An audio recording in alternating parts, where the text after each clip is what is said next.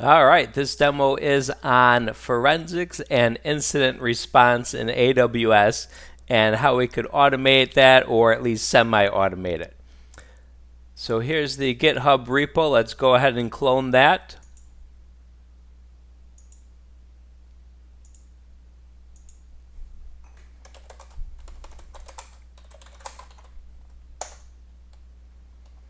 And let's see what's in there. We have a CloudFormation template, a couple Python scripts, a shell script, and a zip file. So let's look at the README file with the instructions. So we have to enable Inspector and Security Hub in AWS, which I did.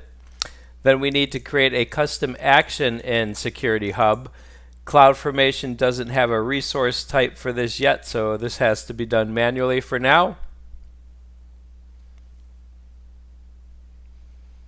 This should work from any major region. I'm using US West 2. And I'll go to Custom Actions, Create Action, Compromised EC2, and let's put in a description.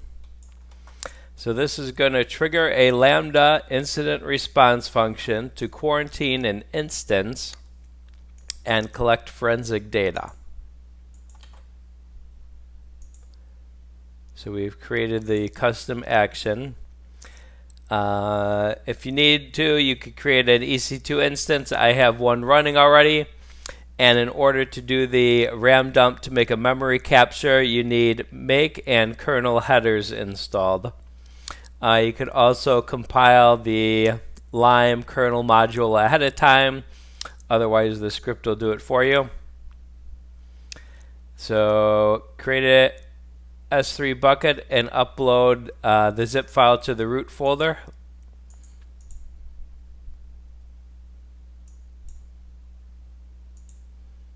So let's go to S3.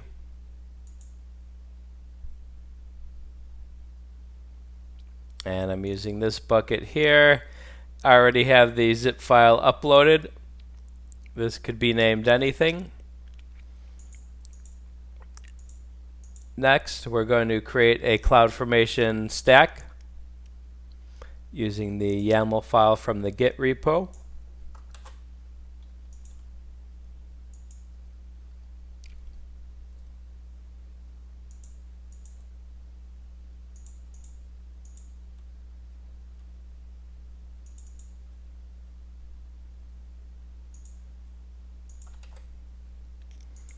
And then it needs the Lambda bucket name, so it knows where to get the zip file from. Tell it, yes, you've created the Security Hub custom action, and then select your VPC. If you have multiple VPCs, select the one that your EC2 is in, or you could add multiple VPCs to the script. Part of the script is to add a quarantine security group to the instance, so it has to know what VPC to create that security group in.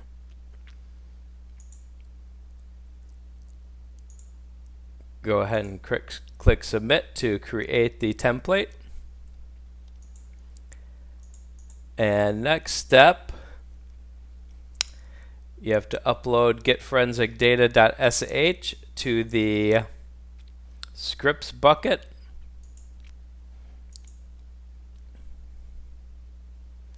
The buckets are still creating. So we don't have those yet. What we could do while that's creating is take a look at what the script does. So this script will be downloaded to the instance by Systems Manager, and then once the compromised EC2 action is run from Security Hub, it'll run this script. So this collects live data from the instance. So if the instance is powered off, or even if you take a snapshot of the live instance, you won't get this data. So this is stuff like who's logged into the server, what processes are running, what files are open, what kernel modules are loaded. It also does netstat as well as a RAM dump if there's space to do so, and it's under a certain amount. If you have a lot of RAM, this could take a while to run. So it has a limit of about 16 gig for the RAM, and it checks your slash partition to make sure you have space. And then once it's made all those files, it uploads them to S3.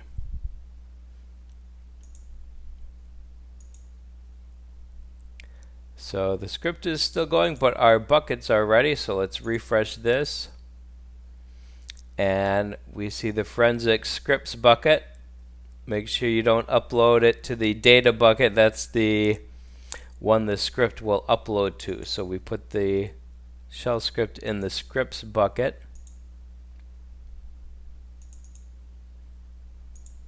And upload. Let's go back to the README file.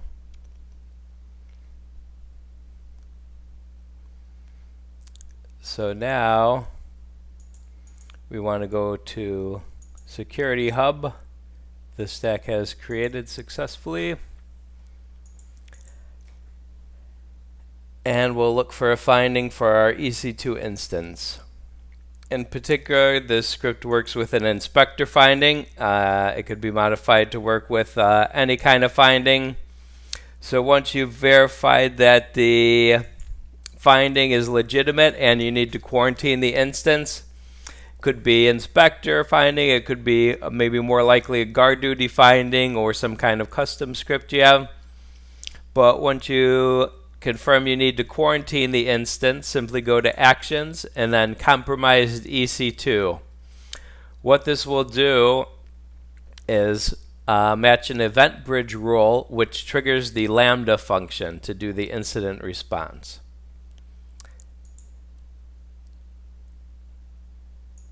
So if we go to EC2, and what I should have showed you was what that instance looked like ahead of time. And I actually had it powered off. It needs to be powered on for the lab. So let me take a look. It may have given an error message.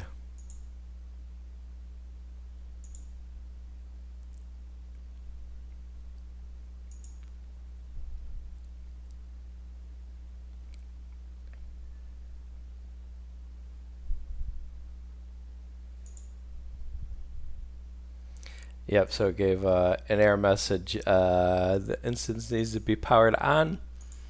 But that's good because we could take a look at what state the instance was in beforehand. So I'll go ahead and start this. The tag wasn't there before. That's something that the script adds. And let's check security group. So the quarantine security group was added. Let's put it back to the old one. Okay, so this is still initializing. So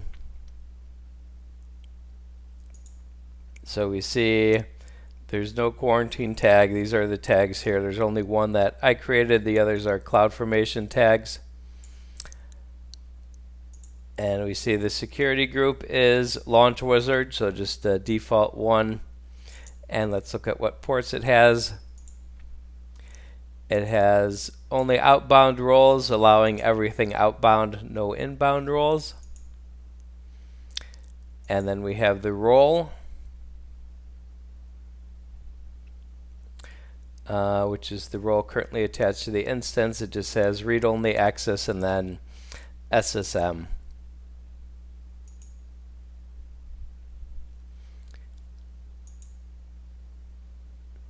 Okay.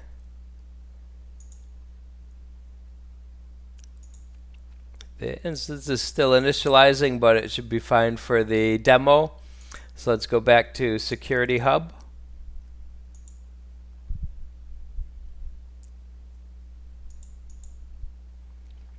And now we'll run the custom action. Okay, There it goes. We see it was successfully started. And if we go back to CloudFormation,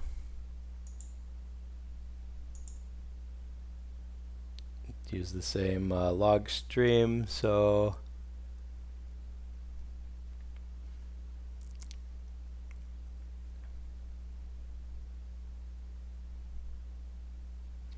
here's the new one.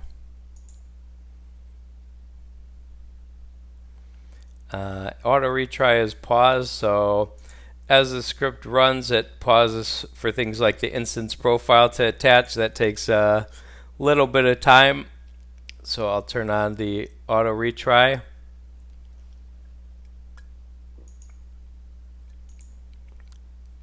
And if we look at the instance now, we see that the security group has changed from our Launch Wizard one to the Quarantine Security Group.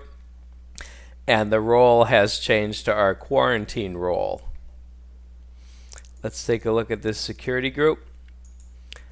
So no inbound roles again, and outbound it only allows port 443. Currently I have it going to quad 0. This could be scoped even further just to stay within your VPC if you're using endpoints. That would be the preferred way to do it. One more thing to show you, when the script runs the Lambda function, it revokes any current session from the role. When a EC2 is compromised, one of the things the hacker will do is get the temporary credentials from an instance and then use those elsewhere, perhaps an EC2 in another account so it doesn't trigger guard duty. So what you want to do is revoke any older sessions for that particular role. You may not want to disable the role completely, especially if it's still in use. Maybe it's part of like an auto-scaling group, or you need that role for something else. So what you can do, and what the Lambda function does, is it attaches a policy called revoke older sessions. It's a custom inline policy which has a deny star, and the condition is based on token issue time. So if it was issued before that time, then it denies any action. So one thing to keep in mind is any instances that were live and issued credentials will need to be restarted, or you'll have to wait till they get fresh credentials before they're able to use that role as well. But this will block the hacker from continuing to use that role. So this was the original role assigned to the EC2 instance, and in the Lambda function it puts this inline policy on that role.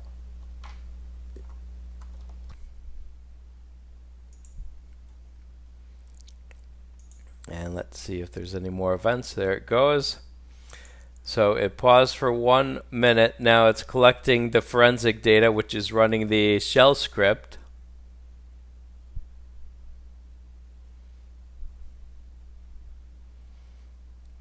So it's still in progress. And timeout not reached. It's a little hard to see the output.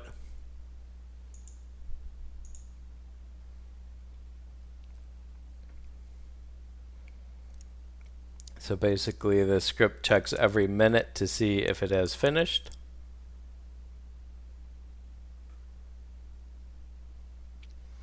And what it's doing is collecting live forensic data, which will be lost when the instance is turned off.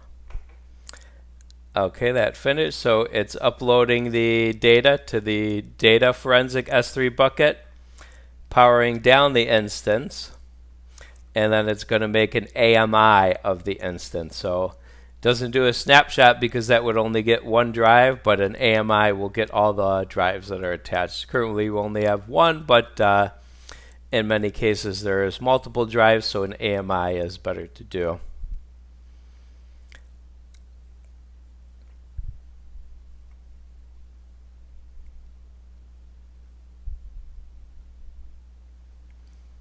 And powering down the instance, you make sure you shut off any process that may be running in the background. If it's a compromised instance, mining Bitcoin or connecting back to command and control server, powering it down will stop that. And now it's creating the AMI.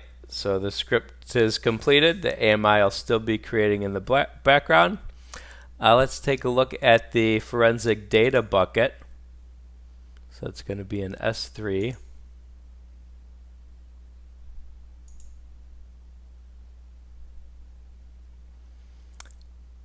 So here's the forensic data bucket, and then there's a folder name with the ID of the instance, and then another folder in there with the date timestamp.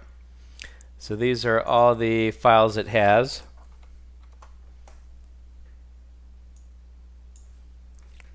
So like lsmod, which is the kernel modules, lsof, open files, psaux.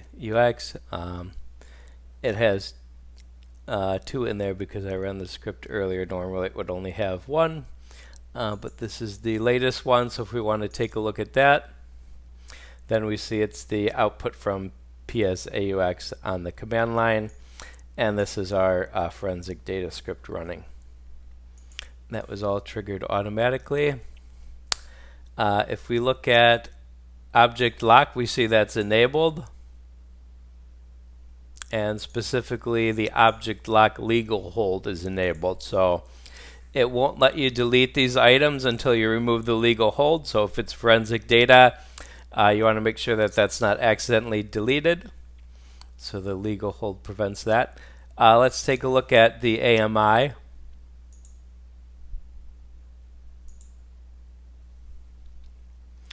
And I have a few in here from where I've been testing this, but the one that it just created is, everything is timestamped, so it's this one here.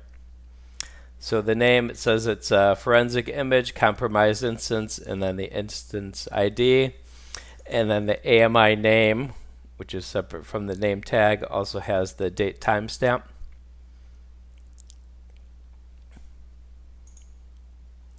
And then if we look at tags, we see there's some tags on here. So it's a forensic image, quarantine is true.